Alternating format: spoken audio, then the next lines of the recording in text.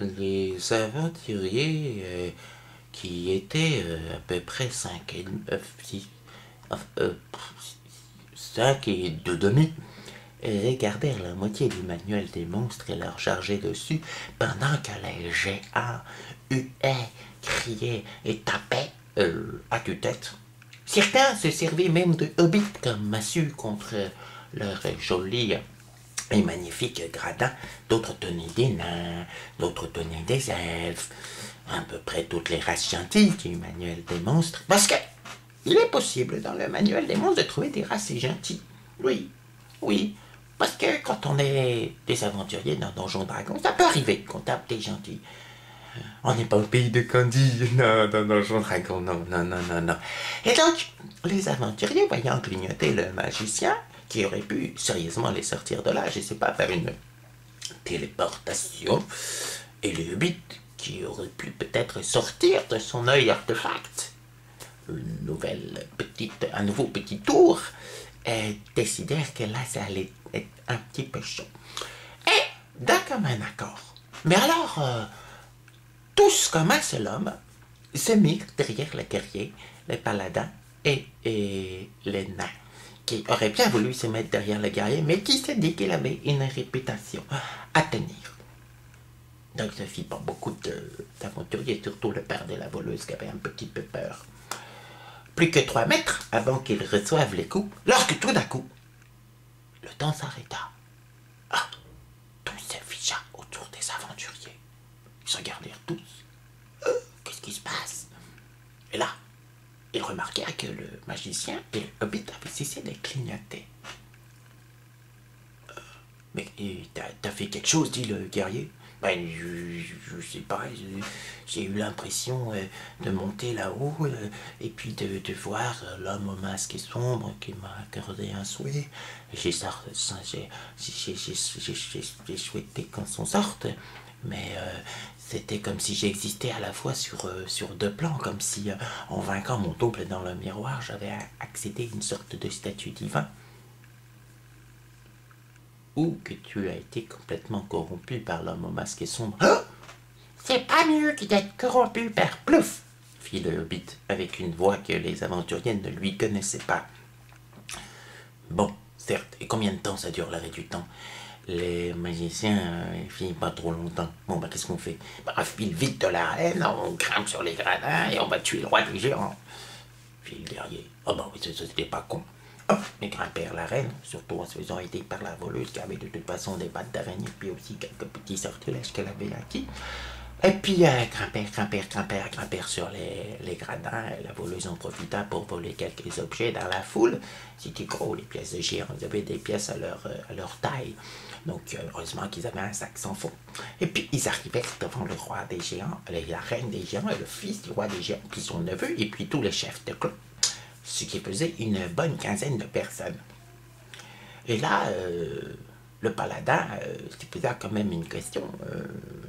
Mais on est, pour certains d'entre nous, sur la pente de la loi et puis de la bonté. Est-ce qu'on peut vraiment se permettre d'assassiner tous ces gens-là? La voleuse fit, oh non, peut-être pas vous, hein, mais moi et le barde, on va y aller. Et c'est à ce moment-là que le magicien et le hobbit se remirent à clignoter et disparurent. Pas de magicien, pas de hobbit.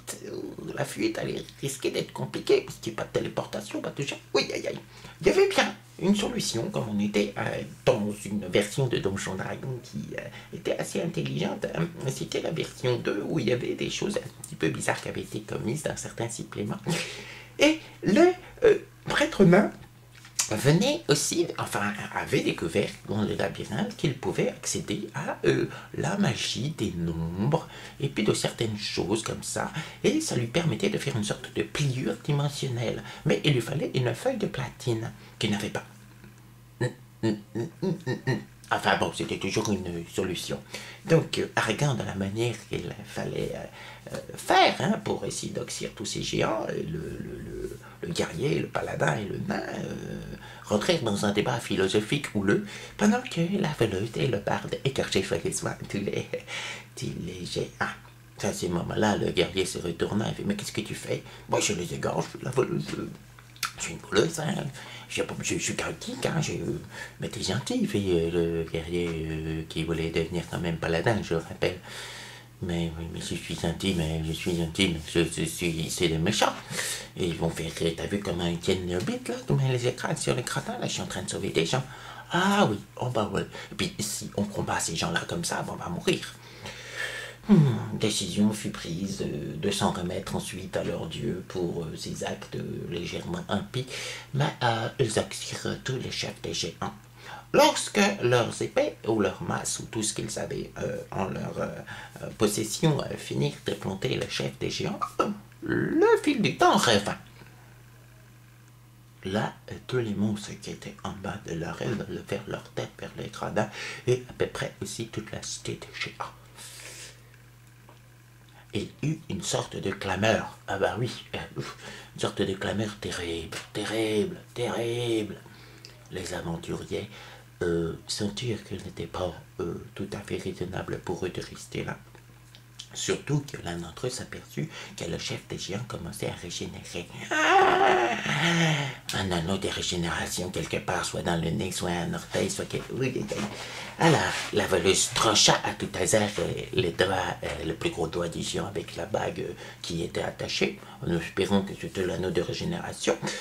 Et tous se mirent à fuir dans les couloirs du palais de la cité des géants, palais qui était attenant aux arènes. Coururent pour essayer de se cacher dans une tenture. Et c'est là, mais sans y penser vraiment, hein, juste une sorte d'inspiration du moment, que le barde eut une idée de génie. Une idée, mais alors géniale. Et si on se cachait dans la bouteille où là, le bébé cyclope. On se cache tous, on cache la bouteille sous une étagère, comme ça, là. Et puis, pouf, comme ça, et s'ils vont essayer de nous retrouver, ils ne retrouveront pas. Et comment on sort de là, fut le guerrier? Bah, je suppose que le mage et puis les hobbits vont clignoter, vont nous récupérer. Ah ouais, tu crois vraiment qu'ils vont nous récupérer là-dedans? Tu crois vraiment ça, toi? Hein, tu crois vraiment qu'ils vont pénétrer le palais, qu'ils vont avoir les couilles de venir nous chercher? Non, non, non. Il faut que l'un d'entre nous continue à posséder la bouteille sur lui pendant... Parce que là, on ne va pas être discret, c'est sûr. On n'est pas... Il faut que l'un d'entre nous continue à avoir la bouteille sur lui. Celui qui est plus à même d'être discret. Tous se retournèrent vers le barde et la voleuse. La voleuse arda du fait que oui, elle était discrète, certes, mais elle n'avait pas tous les sortilèges d'invisibilité que possédait le barde, parfois. Et que, bien, malgré tout, elle avait, en quelque sorte, la certitude que le barde était certainement plus un élu qu'elle, pour le temps qu'il avait passé, un héros même, hein, du dieu Plouf, et que cela pouvait expliquer pourquoi, et c'était plutôt à elle de rester à l'intérieur de cette bouteille, et puis qu'elle aurait pu aussi, évidemment, trouver tous les secrets qu'il y avait dans le château de cette bouteille. Mais, tous votèrent, et d'un commun accord, le barde déglutit et s'y retrouva avec une bouteille dans la main et ses 4 compagnons à l'intérieur.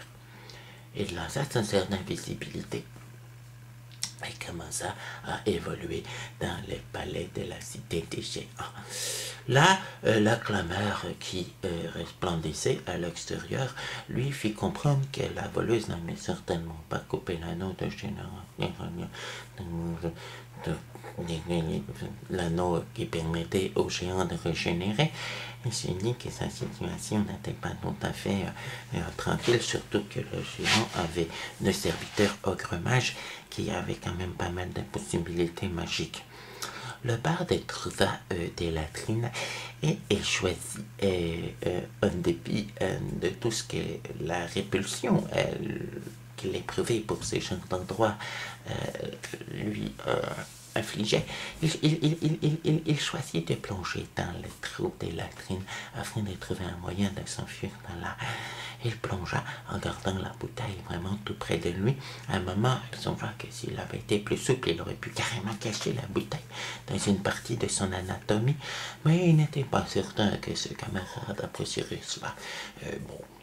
Il tomba dans une fosse à purin, utilisa un petit sortilège, une sorte de disque flottant d'étincelles qu'il possédait pour se soulever de là, et péniblement et toujours profitant de son deuxième sortilège d'invisibilité, essaya de trouver une sortie de la cité des géants, ce qui n'était pas trop compliqué parce que les égouts avaient des grandes grilles. Il esquiva tous les monstres et finalement, elle sortit de la cité des géants. C'est à ce moment-là qu'il aperçut le mage et le hobbit qui revenait avec un air très triste sur le visage. « Que se passe-t-il » leur demanda-t-il. On a une nouvelle quête, fit le magicien. Et là, c'est encore pire, faut qu'on tue des dieux. Quoi? Vous devez tuer des dieux, firent le petit Tommy, la petite Tania. Mais on devient des dieux quand on tue des dieux. Le magicien et le hobbit sourire. Oui, on devient des dieux, mais des dieux de quoi ça?